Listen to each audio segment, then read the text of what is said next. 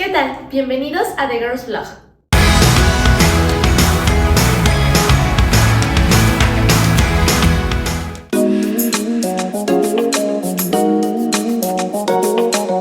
Antes de terminar nuestro bloque, es importante conocer 3 causas de la biodiversidad en México.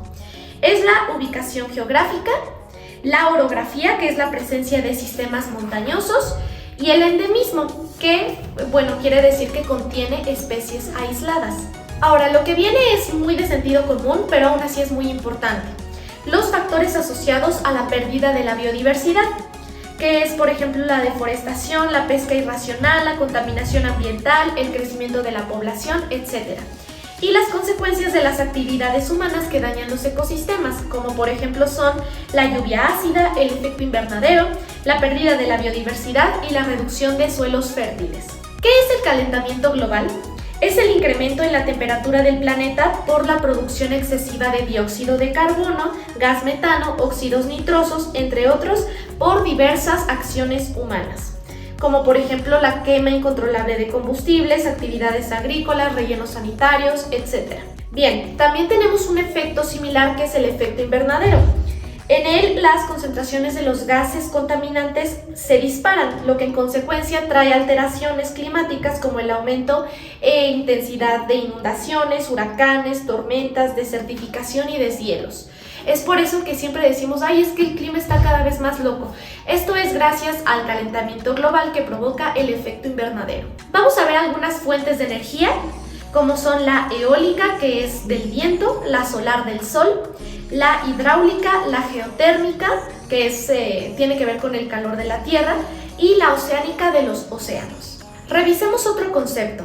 ¿Qué es la ecología? Es el estudio de las interacciones de los organismos entre sí y con el ambiente físico.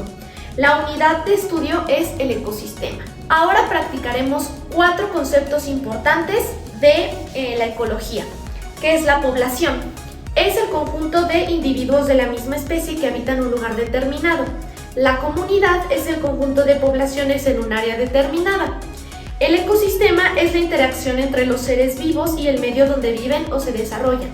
Y la biosfera es la región donde se encuentran los ecosistemas y los seres vivos. Vamos a revisar algunos aspectos de la cadena alimentaria que también son muy importantes para este bloque. Tenemos que la definición de redes alimentarias es una serie de conexiones que ocurren entre muchas cadenas de organismos. Es como decir quién se come a quién y quién a su vez se come a ese. Tenemos la pirámide que les voy a estar mostrando en pantalla.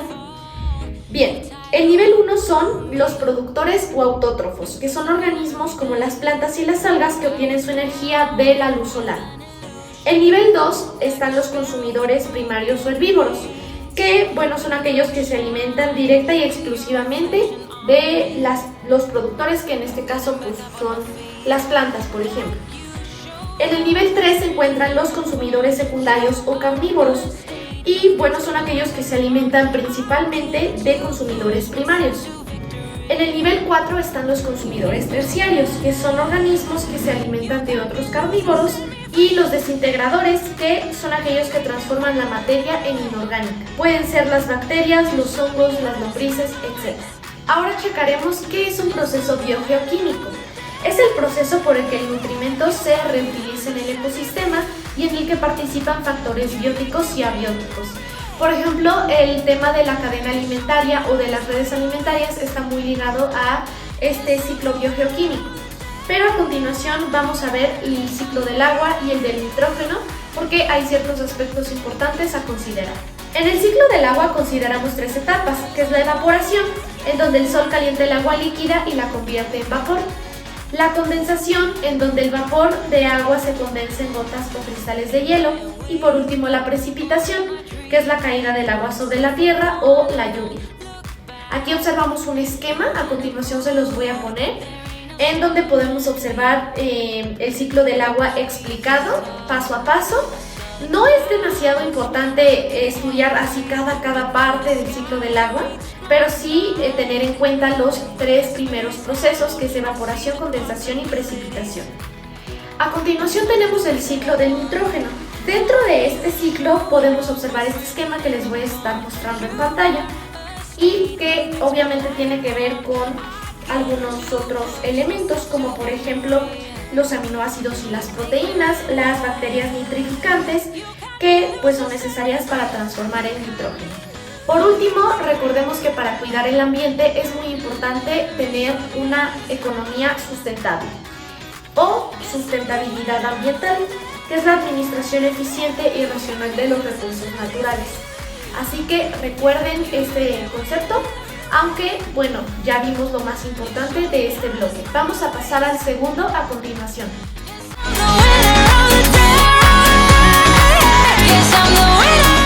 Bien, nuestro bloque 2 habla de la transformación de materia y energía. La fotosíntesis es utilizada para transformar la energía luminosa en energía química. Este proceso es único de las plantas.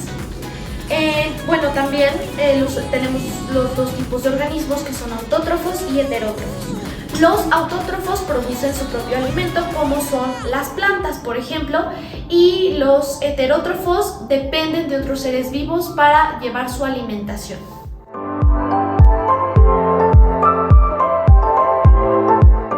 Vamos a ver un esquema de las partes de la planta. Se los voy a estar mostrando aquí en pantalla y rápidamente vamos a ver los conceptos. La raíz es utilizada para fijar la planta al suelo. El tallo sostiene la planta y conduce en las hojas del agua los minerales que entraron por la raíz. En las hojas están los cloroplastos y en las flores se hallan estructuras que participan en la reproducción. ¿Qué es la clorofila? Es aquella que se utiliza para capturar o atrapar la energía luminosa y también produce carbohidratos. Otra cosa es que la clorofila es verde, por eso la planta tiene ese color. Recordemos que todo esto es muy útil para conocer la base de todas las cadenas alimentarias, porque como sabemos, los organismos autótrofos como estas plantas son la base.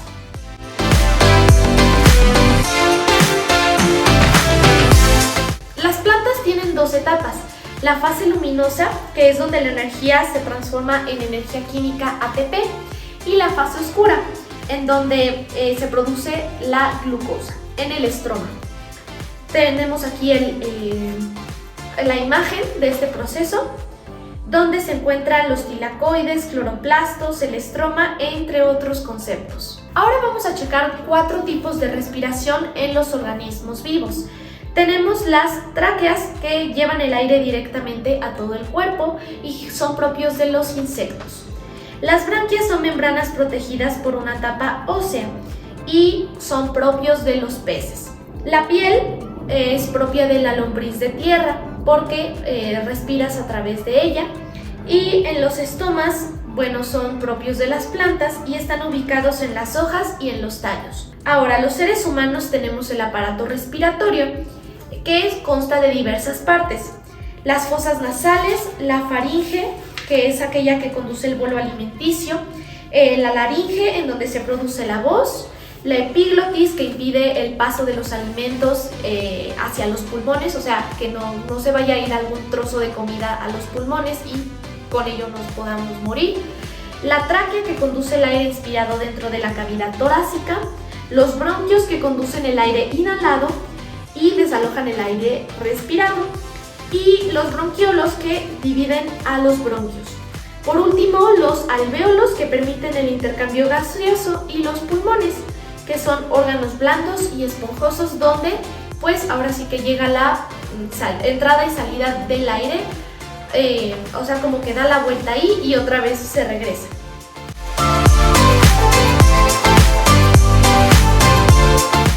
En todo proceso aeróbico se producen 38 ATP en total.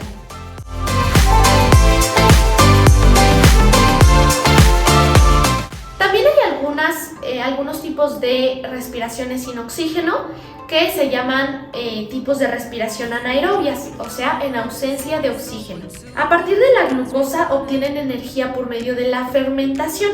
Se reconocen 2 tipos de fermentación en este caso, que es la fermentación alcohólica, en el que los microorganismos producen ATP, dióxido de carbono y etanol, y la fermentación ácida o láctica, que produce energía y ácido láctico, como su nombre lo indica.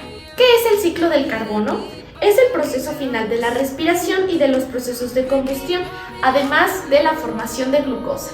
Aquí podemos observar el esquema del ciclo del carbono y todos sus señalamientos importantes. Y ahora sí, vamos a pasar a nuestro bloque 3, que es la nutrición y respiración para el cuidado de la salud. Vamos a ver dos tipos de nutrientes. Los primeros son los macronutrimentos, que son compuestos químicos necesarios para el metabolismo de un ser vivo y están contenidos en los alimentos. Bien, tres tipos de macronutrimentos son los carbohidratos, que son aporte de energía inmediata, los lípidos, fuente de energía y reserva, y las proteínas, que tienen que ver con el transporte de los nutrientes. Bien, también tenemos los micronutrimentos, que están representados por las vitaminas, sales y minerales. Vamos a pasar a la tablita siguiente. Los micronutrimentos se consideran las vitaminas A, D, E, K, C, B1, B6 y B12. De aquí lo único importante es saber que los micronutrimentos son únicamente vitaminas y minerales. Y en los macronutrimentos pues encontramos los carbohidratos, los lípidos y las proteínas, que son como cierto tipo de componentes más complejos, que obviamente por eso su nombre macro.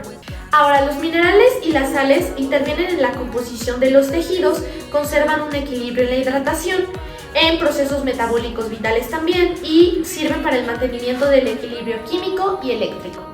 Tenemos tres grupos dentro del plato del bien comer, que son los cereales y tubérculos. Este tipo de alimentos aportan energía, vitaminas y fibra. Las verduras y frutas aportan vitaminas, minerales y fibra también. Y las leguminosas y alimentos de origen animal son indispensables en el crecimiento y reparación de tejidos energéticos y proteínas. Ahora vamos a checar la nutrición en el ser humano.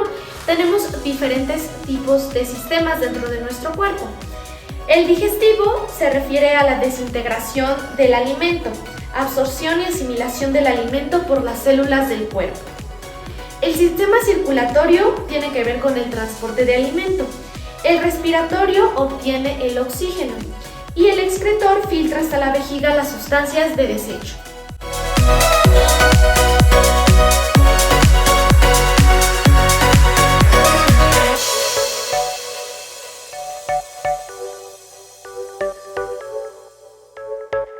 You're a rebel.